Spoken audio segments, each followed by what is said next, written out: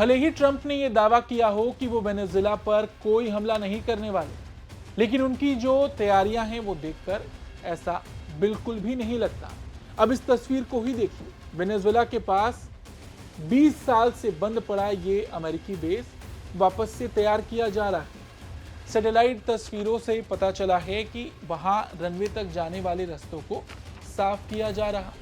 तो ऐसे में बड़ा सवाल ये कि क्या ट्रंप वेनेजुएला पर हमले की तैयारी कर रहे हैं? क्योंकि देखिए, आमतौर पर आप कैरेबियाई क्षेत्र में F-35 युद्धपोत और हजारों सैनिकों की तैनाती नहीं देखेंगे।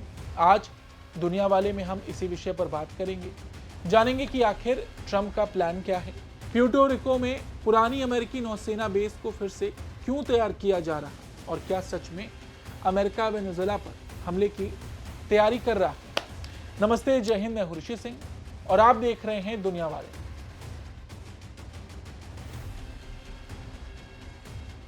सबसे पहले बात प्यूर्टो रिको में तैयार हो रहे अमेरिकी नौसैनिक बेस की। देखिए, ये बेस 20 साल से बंद पड़ा था, लेकिन अब इसे तैयार किया जा रहा है। सैटेलाइट तस्वीरों से पता चला है कि वहां मजदूर रनवे तक जाने वाले रास्तों को साफ कर रहे हैं और नया कवर डाला जा रहा है, जो कहीं ना कहीं अमेरिका की ओर से वेनेजुएला पर संभावित सैन्य अभियान की तैयारी का संकेत देता है।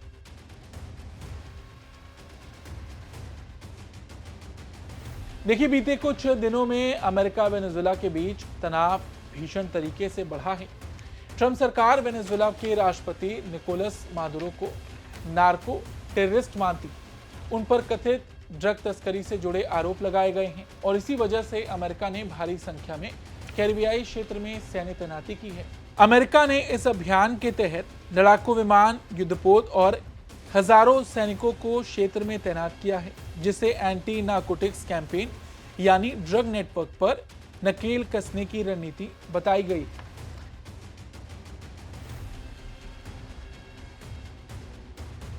लेकिन अब प्यूर्टो रिको की ये तस्वीरें जब से बाहर आईं, फिर से कई सवाल खड़े होने लगे। देखिए, प्यूर्टो रिको और सेंट क्राइक्स के सिविलियन एयरपोर्ट्स पर सुविधाएं लगातार बढ़ाई जा रही हैं।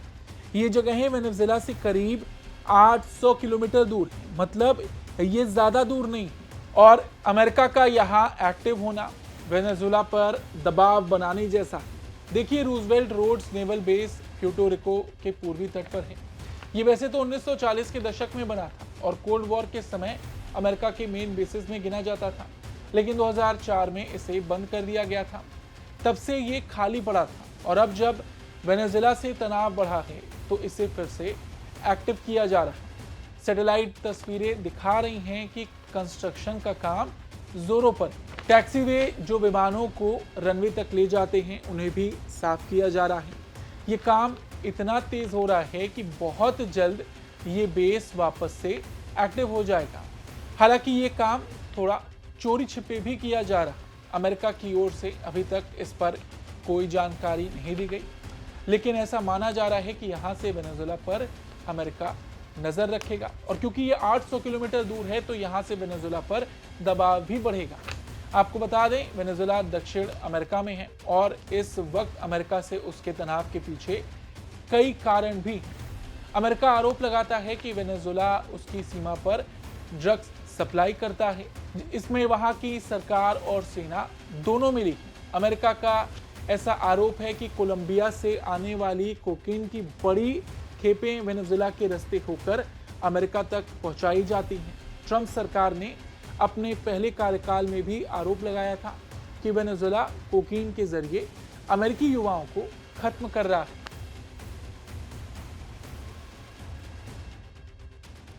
और क्योंकि ट्रंप सरकार पहले से ही वेनेजुएला के राष्ट्रपति निकोलस मादुरो को नार्को टेररिस्ट मानती है, ट्रंप कई बार उन्हें चेतावनी दे चुके हैं। ट्रंप ने तो ये भी कहा है कि वेनेजुएला के राष्ट्रपति के रूप में निकोलस मादुरो के दिन गिने चुने रह गए। ट्रंप ने कहा वो हमारे साथ बहुत बुरा व्यवहार कर रहे हैं। सिर्फ ड्रग्स के मामले में ही नहीं, उन्होंने हमारे देश में लाखों लोगों को फेंक दिया जिन्हें हम नहीं चाहते थे। जेलों से लोग आए हैं, उन्होंने अपनी जेलें हमारे देश में खाली कर दी। अगर आप गौर करें तो उन्होंने अपने मानसिक संस्थानों और पागलखानों को भी अमेरिका में ही खाली कर दिया। ट्रंप के इस बयान से आप समझ सकते हैं कि ये तनाव किस हद तक पहुंच चुका है। अच्छा, जानकारी के लिए बता दें, मादुरो 2013 से वेनेजुएला पर शासन कर रहे हैं। उन पर आरोप है कि उन्होंने 2019 और 23 में लगातार 2 चुनावों में धांधली की। कुछ लोग ये भी मानते हैं कि अगर निष्पक्ष चुनाव हुए होते तो वो बुरी तरह हार जाते।